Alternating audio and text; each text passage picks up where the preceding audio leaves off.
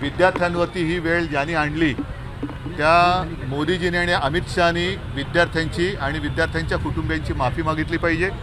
ह्याचं कारण ज्या पद्धतीने विद्यार्थ्यांना काठीला खिळे लावून मारण्यात आलं, त्यांच्यावरती छऱ्यांच्या बंदुकीने हल्ला केला गेला, अश्रुधूर सोडला गेला, एवढंच नाही तर अत्यंत वाईट पद्धतीने पोलिसांकडनं त्यांचे कपडे फाडले गेले।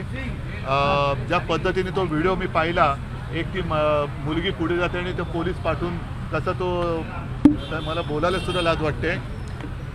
ज्या मुलांनी नीटच्या परीक्षेचा पेपर फुटला म्हणून आत्महत्या केली, त्यांची पहिली माफी यांनी मागायला पाहिजे।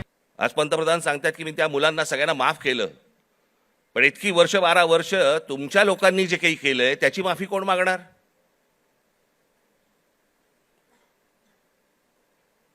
जे विद्यार्थी तरुण तिकडे तिकडे जंतर मंतरला बसले होते, त्यांची डोकी फोडली, ज्यांना लाठी मारले, लाठ्या काठ्या मारल्या, त्याचे आदेश देणारे जे लोक होते ते कधी माफी मागणार?